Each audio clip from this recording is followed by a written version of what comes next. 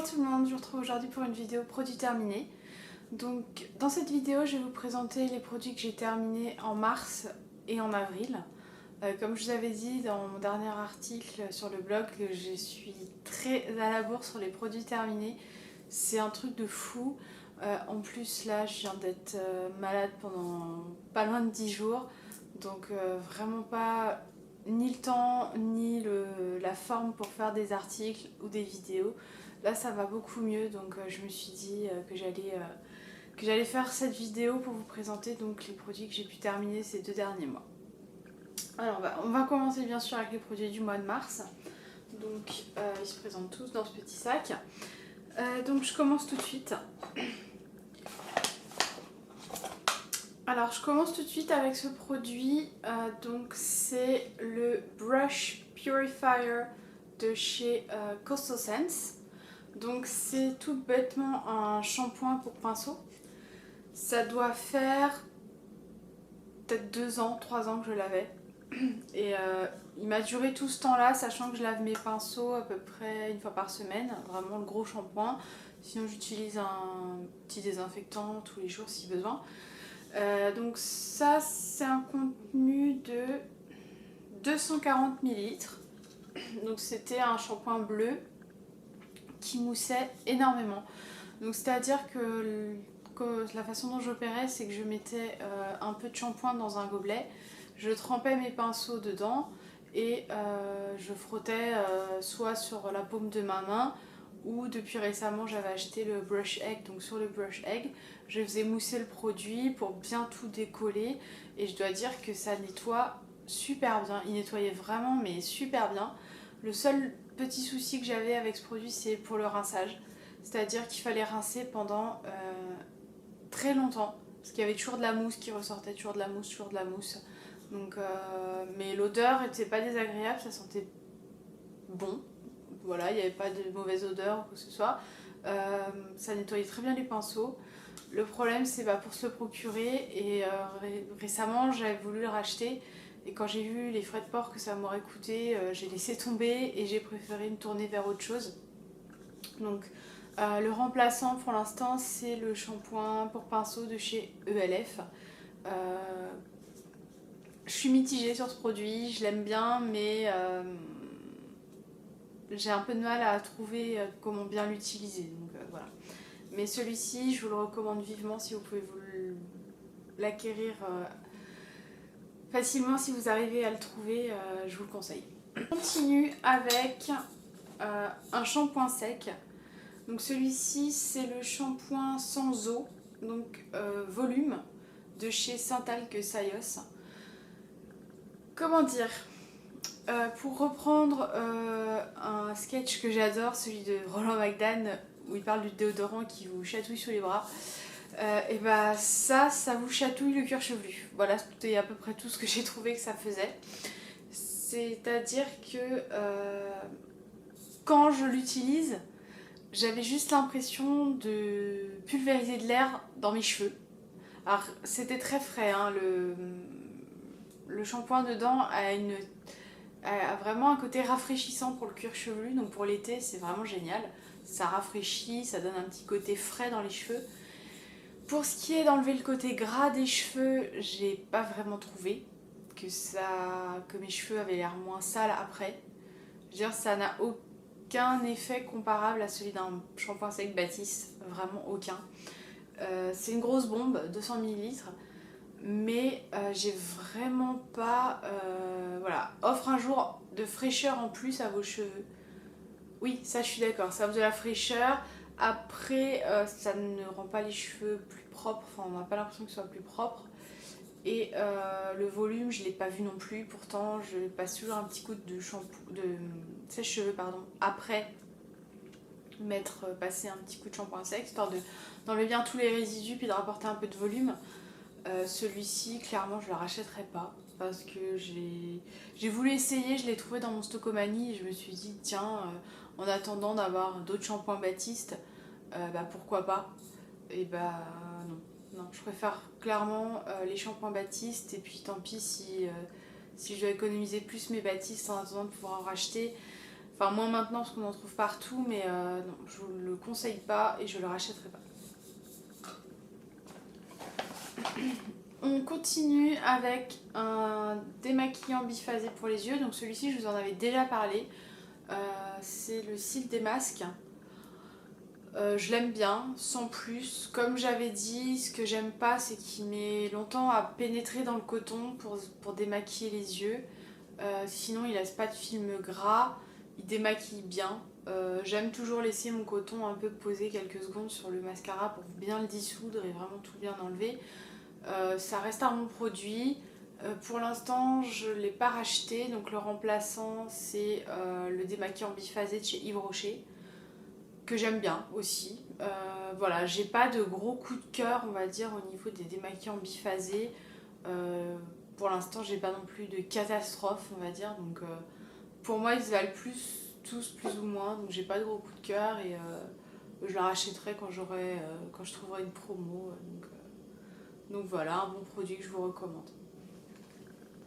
On continue avec un produit que j'ai depuis une éternité. C'est pas une blague, ça fait vraiment très longtemps. Vous voyez, ça fait tellement longtemps que je l'ai pas tout à fait terminé, mais ça fait tellement longtemps que je me suis dit je vais le jeter parce que clairement il ne doit plus servir à rien. Donc c'est le gel désinfectant pour les mains de chez Sanitol. Je l'utilisais beaucoup avant de me maquiller, donc je me désinfecte les mains avant d'utiliser mon fond de teint ou mon correcteur, etc. Donc très utile.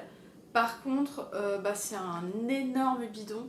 Donc ce que je faisais aussi, c'est que j'avais un petit bidon, un petit flacon de gel désinfectant dans mon sac. Donc je le remplissais un peu avec ça. Mais je vois qu'il allait il était à consommer avant 2011, en 2015. Donc vous voyez, ça fait très très très longtemps que je l'ai, je ne vous mens pas. Et là je me suis dit stop, il doit clairement plus servir à rien, il doit plus tuer aucun microbe. Donc j'ai décidé de le jeter. Voilà. Même si c'est un très bon produit que je rachèterai et que j'ai déjà racheté en plus petit flacon pour ne pas justement le perdre. Je vous le conseille, ça sent très bon, au thé vert. Ça n'agresse pas les mains, ça a tout bon. Voilà, je peux que vous le conseiller. On continue avec mon déo de tous les temps, le Narta Invisible Peau épilée. J'en suis à mon 5e, 6e flacon peut-être, je sais pas. Un indispensable, un produit que je rachète sans cesse. Dernièrement, je lui ai fait des infidélités avec le déodorant en sorte de pommade de chez Schmitt que j'avais reçu dans la Birchbox. J'ai trouvé que c'était un super produit. C'est-à-dire que c'est un peu spécial à l'application, c'est-à-dire que c'est une pâte solide qu'on chauffe entre ses doigts, qui se transforme un petit peu comme en une sorte de petite pâte à modeler. Enfin, je ne saurais pas décrire, c'est une petite crème en fait qu'on s'applique sous les aisselles. Et c'est pas anti-transpirant, enfin en tout cas moi j'ai pas trouvé que c'était anti-transpirant parce que je transpire toujours autant. Par contre au niveau odeur, c'est un vrai déodorant, c'est-à-dire qu'à la fin de la journée, quoi que vous ayez fait, vous ne sentez pas du tout la transpiration. Donc en ce moment je lui fais des infidélités à mon Arta avec ce déodorant Schmitt. La seule chose avec le Schmitt, c'est que j'ai remarqué qu'il me faisait des petites irritations de temps en temps sous les bras. Donc j'alterne en fait, j'alterne avec celui-ci. Donc j'en ai racheté un, j'en ai déjà un d'avance, donc je l'utilise en ce moment. Et j'alterne avec Schmitt pour vraiment avoir une protection anti-odeur parfaite quoi. Donc voilà, je vous le conseille toujours, même si au niveau odeur, à la fin de la journée, le Schmitt est vraiment plus efficace. Mais ça reste un super déo. Très doux pour les aisselles, très très délicat, je l'adore. On termine avec 2 baumes à lèvres. Un que j'ai vraiment terminé, on va dire, c'est le Madre Biz. Donc que j'avais acheté sur le site de iHerb. Alors celui-ci, il est à la grenade. Donc voilà, il en reste un tout petit fond, mais il faudrait vraiment que j'aille ramasser avec, je ne sais pas, un cure-dent ou quelque chose. Donc j'ai un peu la flemme. Il sent bon. ça sent, je trouve ça sent un peu les bonbons. C'est un petit côté sucré, enfin l'odeur a un côté sucré, mais quand on l'applique sur les lèvres, non, elle n'a pas vraiment de côté sucré. J'ai bien aimé, j'ai pas trouvé que c'était le baume à lèvres le plus hydratant de la planète. Il ne bat pas mon Carmex, pour l'instant clairement pas. Mais j'ai trouvé que c'était un bon baume à lèvres à mettre le matin. Je le mettais le matin avant d'appliquer un rouge à lèvres ou ce genre de choses. Parce qu'il n'est pas trop gras, donc ça laisse pas un film trop gras, donc ça n'altère pas trop le rouge à lèvres que vous mettez par-dessus. Si c'est un rouge à lèvres très hydratant ou ce genre de choses, bah, parfois ça peut... la couleur est beaucoup moins intense. Celui-ci, si on n'en met pas trop, je trouve qu'il hydratait assez bien. C'est pas non plus voilà, le plus hydratant du monde, mais j'ai bien aimé. Et c'est possible que j'en rachète.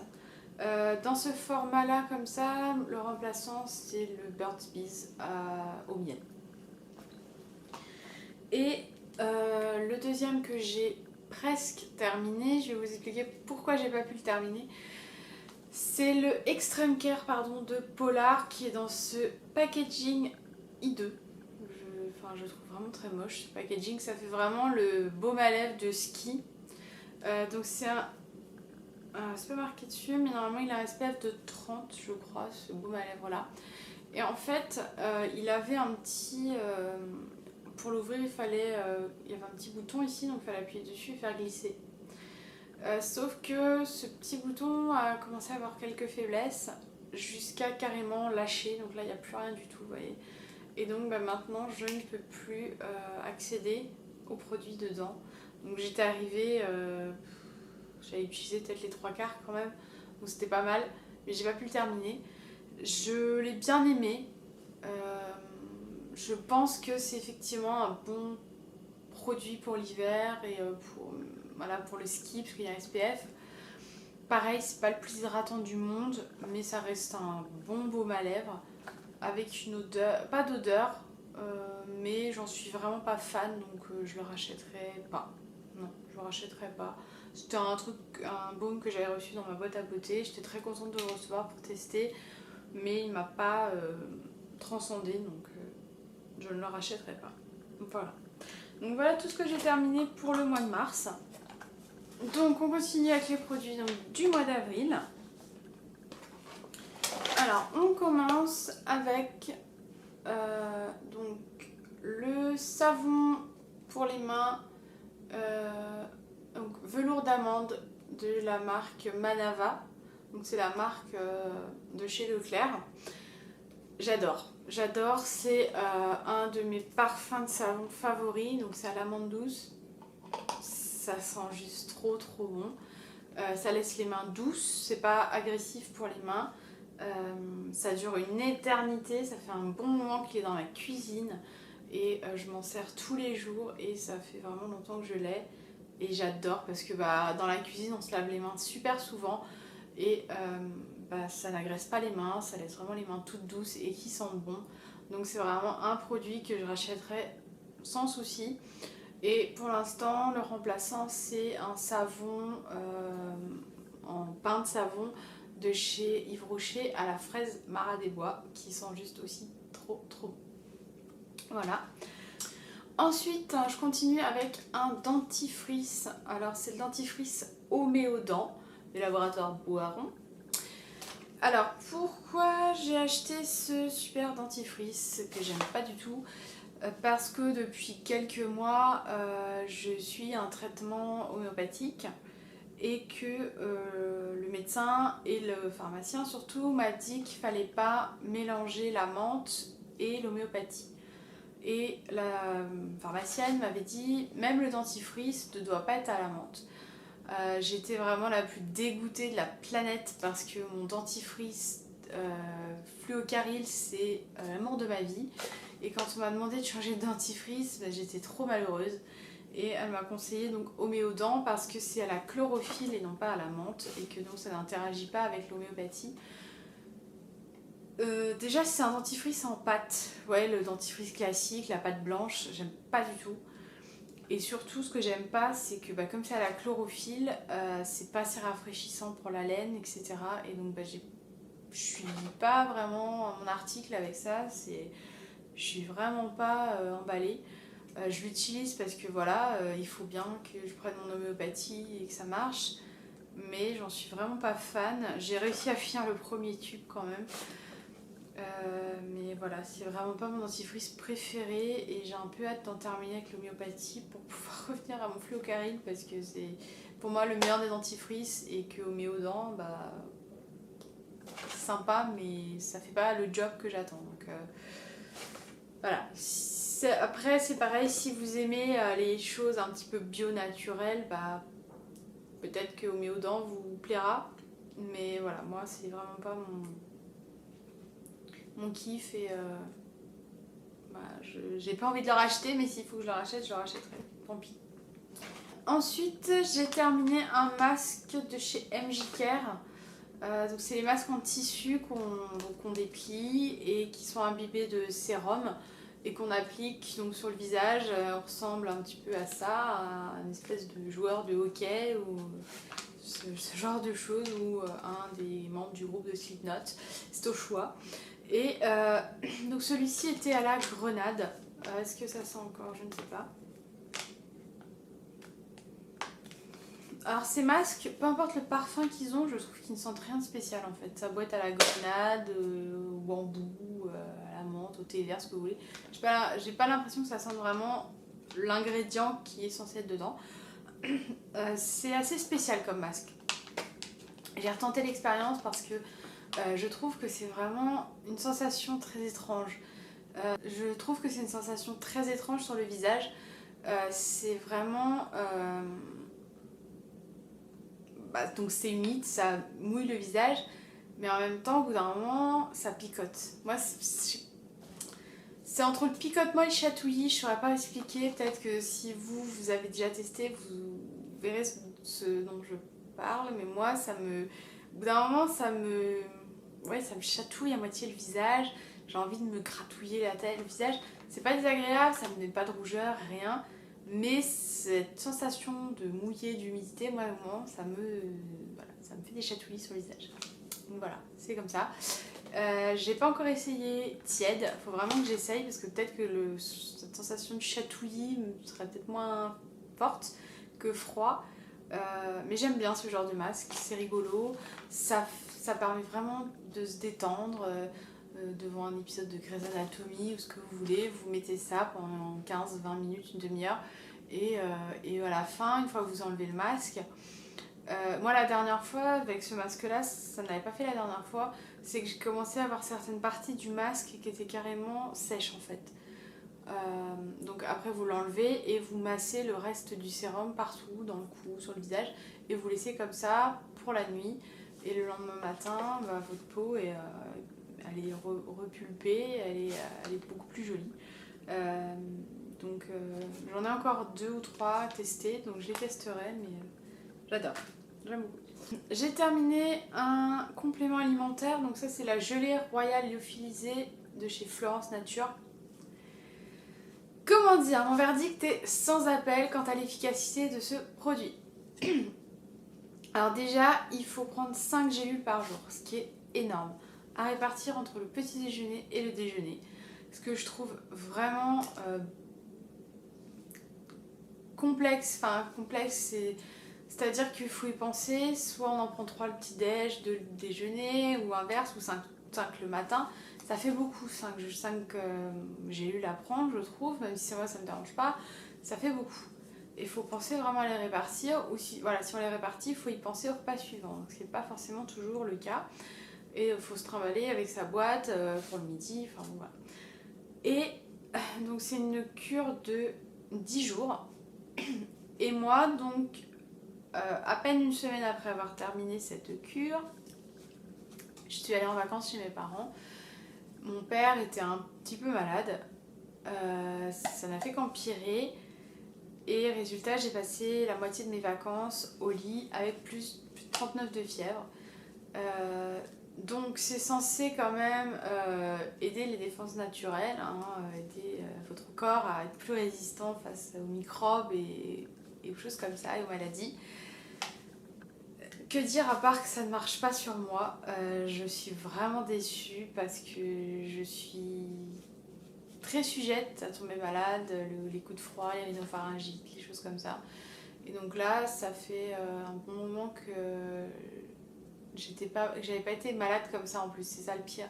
C'est que j'étais pendant plus d'une semaine avec plus de 39 de fièvre, que j'ai eu de la toux, j'avais de la fièvre, le nez bouché, enfin j'ai eu un petit peu toutes les maladies possibles qui me sont tombées dessus. Et donc bah, je dois dire que ça ne marche pas sur moi, peut-être que ça marchera ou marcherait sur vous, moi clairement non. J'avais acheté 2 boîtes parce qu'il y avait un lot de 2. Je prendrais l'autre, mais clairement je rachèterai pas ça, ce produit-là, je le rachèterai pas parce que bah, clairement ça marche pas. Voilà, dommage. Je continue avec la cire divine de Nair. Donc c'est la cire spéciale micro-ondes, donc qui se présente comme ça. Donc, désolée, c'est pas très joli. Donc c'est une cire spéciale micro-ondes, donc on fait fondre, on met la cuve dans le micro-ondes, on met à peu près 1 minute à chauffer. Donc la cire devient liquide et avec la petite spatule, donc on applique sur les jambes, le maillot, les aisselles et on retire sans bande. Ça fait des années que j'utilise cette cire, je l'ai essayé donc sur les jambes, le maillot, les aisselles et clairement sur les jambes, pour moi ça ne fait rien. C'est-à-dire que j'ai l'impression d'avoir appliqué la cire et quand je retire ça arrache rien en fait. Donc c'est pas ma méthode favorite pour m'épiler les jambes. Donc j'ai laissé tomber pour les jambes. Maintenant je l'utilise plus que pour le maillot et les aisselles. Et je trouve qu'elle fait un très bon travail, vraiment. Pour le maillot, pour les aisselles, j'ai rien à redire. Donc là il reste ça au fond parce que même en chauffant 10 minutes, la cire elle fond, mais quand j'essaye de l'utiliser, on dirait de la vieille pâte à modeler, c'est pas du tout élastique, c'est rigide comme matière et je peux rien en faire. Donc bah, quand ça arrive à ce stade là, je sais que je peux plus rien en faire donc je la jette. Mais j'en ai déjà un pot d'avance. Celle-ci c'est à la cerise je crois, fleur de cerisier, quelque chose comme ça, j'adore cette odeur. Et voilà, donc j'en ai un nouveau pot que j'utilise déjà. Et à l'avenir, je suis pas sûre de racheter tout de suite celle-ci parce que j'aimerais essayer la cire température idéale ou quelque chose comme ça. J'aimerais l'essayer, voir ce que ça donne. Mais celle-ci, je vous la recommande vivement si vous voulez une cire de bonne qualité parce que pendant un moment, j'avais voulu acheter un peu moins cher, donc j'avais acheté la marque de chez Leclerc, marque Repère. Mais clairement, c'est pas du tout la même qualité que ça. Donc je vous la recommande vivement si vous cherchez une cire spéciale micro-ondes comme ça, bah, celle-ci est excellente. Voilà. On continue avec un autre complément alimentaire, donc cette fois c'est du magnésium, donc magnésium vitamine B6 de chez Juvamine. Ça là c'est des petits comprimés blancs, il en faut un par jour, donc ça c'est très bien, c'est très facile à utiliser, un comprimé le matin au petit-déj, un à redire. C'est une cure d'1 mois, voilà, et j'en prends assez régulièrement.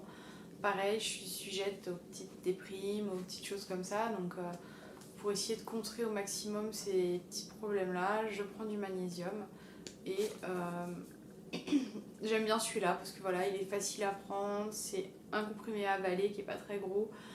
Pendant un moment, je prenais à croquer, mais finalement, ça laissait un goût désagréable dans la bouche, donc je préférais changer et j'ai préféré me tourner vers ça et j'en suis à mon 2e ou 3e flacon, donc rien à redire si ce n'est que ça marche bien et ça me convient. Et enfin, on termine avec un petit échantillon. Donc c'est un petit échantillon de mascara de chez Yves Rocher, le Extra Volume. Ouais, Extra Volume.